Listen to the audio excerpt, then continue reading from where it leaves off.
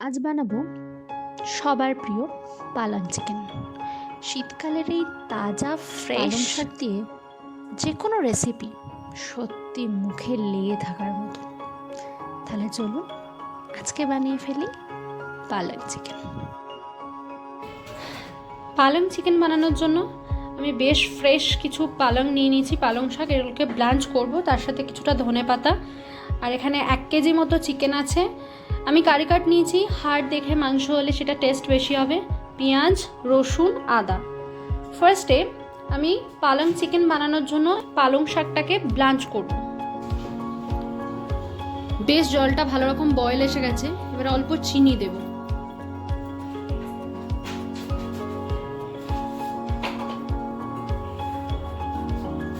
আর একটু নুন। এই অবস্থায় আমি পালং শাকগুলো এতে দিয়ে দেবো।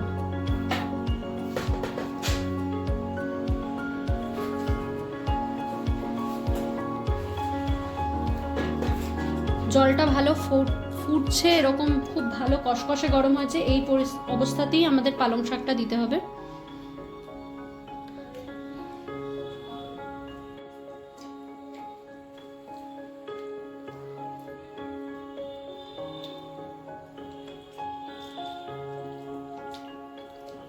ততক্ষণ ব্লাঞ্চ হোক।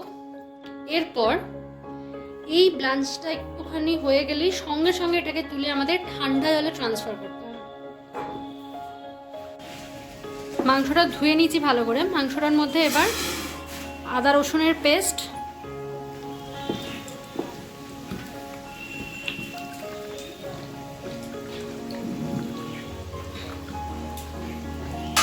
কাশ্মীরি লঙ্কা গুঁড়ো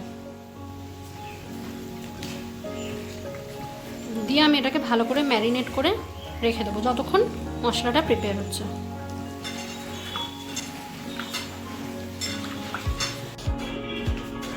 এটা বেশ কিছুক্ষণ মানে খুবই 2-3 মিনিট এই ব্লাঞ্চটা হয়ে গেছে। এরপর আমি গ্যাসটাকে বন্ধ করে দিয়েছি, দিয়ে এটাকে তুলে নেব। তুলে নিয়ে এটাকে সঙ্গে সঙ্গে আমি এই একটা বড় বলে আমি ঠান্ডা বরফ জল নিয়েছি, তার মধ্যে দিয়ে দেবো।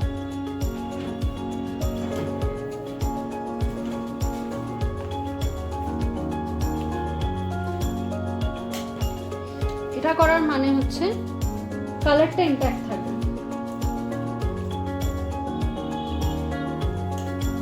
একটা ডার্ক গ্রিন কালার চলে আসবে।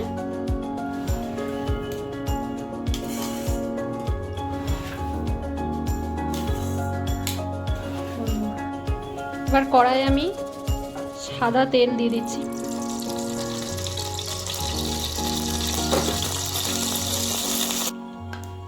এবার গোটা গরম মশলা আমি ফোড়নে দিলাম। এরপর এতে আমি পেঁয়াজগুলো দিয়ে দেবো।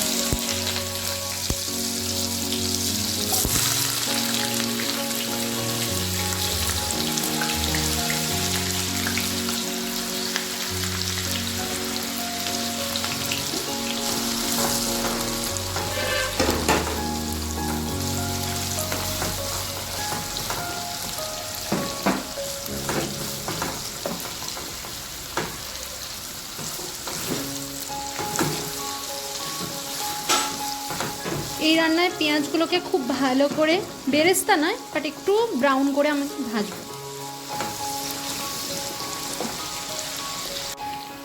পেঁয়াজটা এরকম ভাজা হচ্ছে, এর মধ্যে আমি দেব রসুন। আপনারা বাটাও দিতে পারেন, আমি গ্রেট করাটা দিচ্ছি।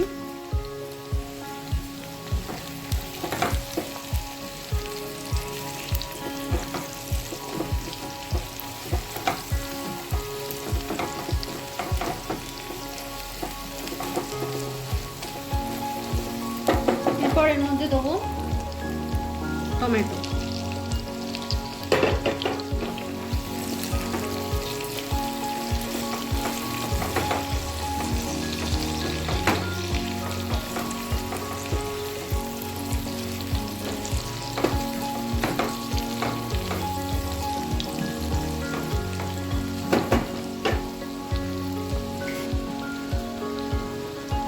মধ্যে আমি দিয়ে দেবো নুন।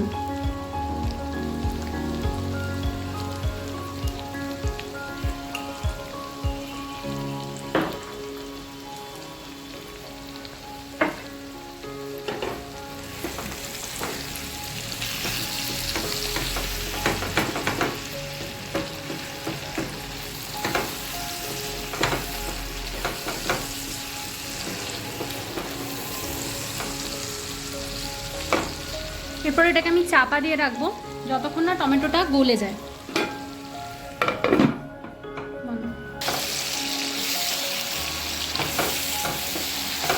টমেটোগুলো নুন দেওয়া ছিল বলে খুব তাড়াতাড়ি গলে গেছে। পেঁয়াজটা আমার এরকম ভাজা হয়েছে। এরপর আমি এতে কিছু মশলা দেবো। হলুদ গুঁড়ো, অল্প জিরে গুঁড়ো,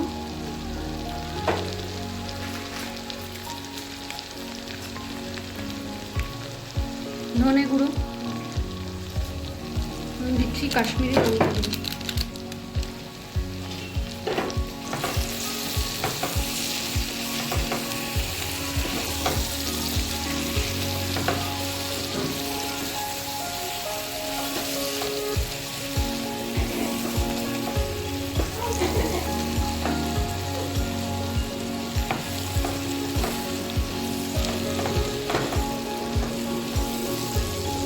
এমনভাবে মশলা করতে হবে যাতে জ্বলে না যায় মশলা। আমার তেল আছে তাই আমি জল দিচ্ছি না। আবারও এটা আমি লো ফ্লেমে চাপা দিয়ে বেশ কিছুক্ষণ মশলাটা হতে দেবো।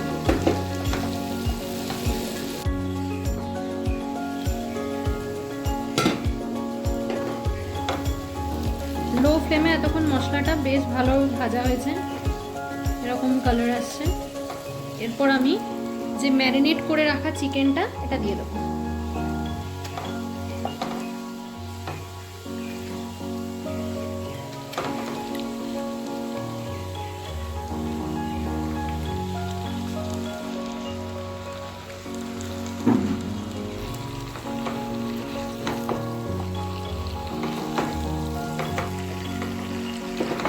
ফ্লেমটা আমি এবার বাড়িয়ে দিয়েছি। এবার ভালো করে চিকেনের সাথে এই মশলাটাকে আমি মিশিয়ে নেব।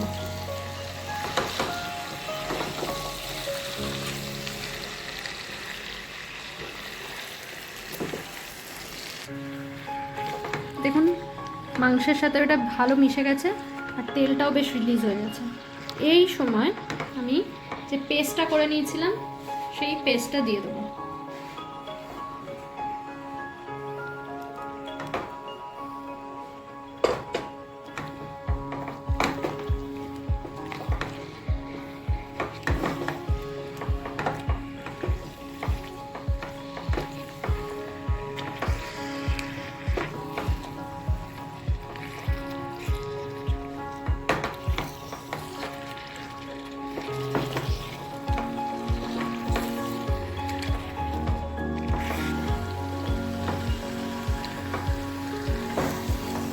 ভালো করে মিক্সিং হয়ে গেছে। এবার এটাকেও গ্যাস কমিয়ে চাপা দিয়ে বেশ কিছুক্ষণ ভালো করে মশলাটা হতে হবে। মশলাটাতে যেন একটু কাঁচা ভাব না থাকে, মানে পালং শাকের যে গন্ধ সেটা যেন একদমই না থাকে, আর এই কালারটাও একটু চেঞ্জ হয়ে যাবে।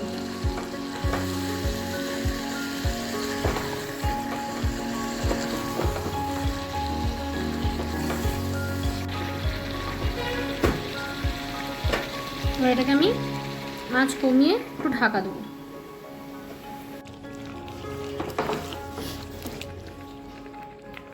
এবার ফ্লেমটা বাড়িয়ে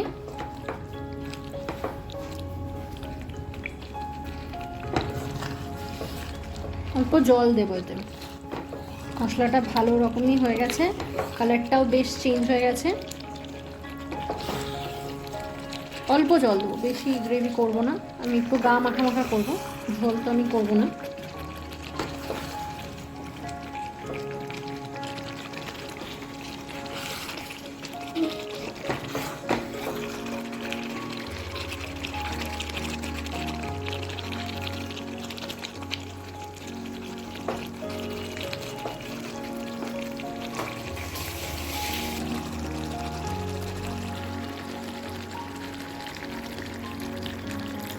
অল্পই জল দেবো।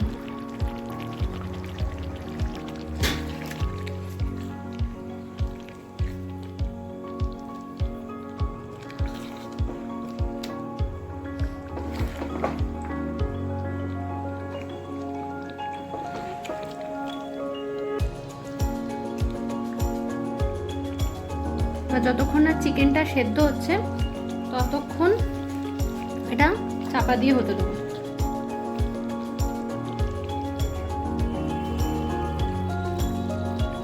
এবার এটা হয়ে গেছে, অলমোস্ট আমার চিকেনও সেদ্ধ হয়ে গেছে। ভালো করে চিকেনটা সেদ্ধ হয়ে যাওয়ার পর এরপর এতে আমি একটা ছক দেব। সেটার জন্য আমি কি করব,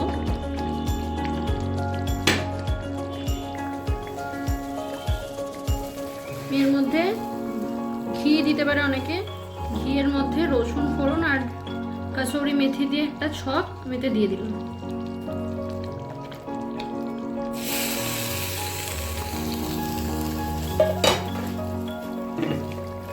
এরপর দেবো কিছু ফ্রেশ ধনেপাতা,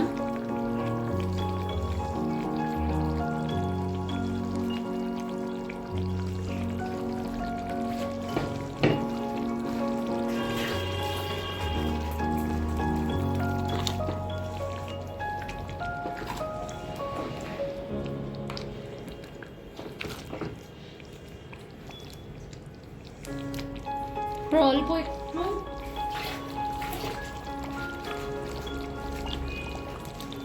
গরম মশলার গুঁড়ো,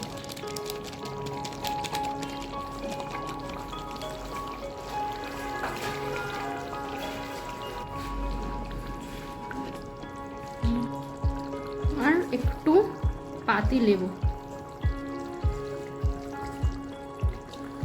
ব্যাস দিয়ে আমি অফ করে দিলাম ফ্লেমটা। আর এটাকে একটু অল্প কিছুক্ষণের জন্য রেস্টে রেখে তারপর সার্ভ করব। রেডি হয়ে গেছে আমাদের পালক চিকেন। শীতকালে এটা জিরা রাইস বা যে কোনো গরম ভাতের সাথে সুন্দর লাগবে। আপনারা মাস্ট একবার এই রেসিপিটা ট্রাই করে দেখবেন, খেতে খুব ভালো হয়।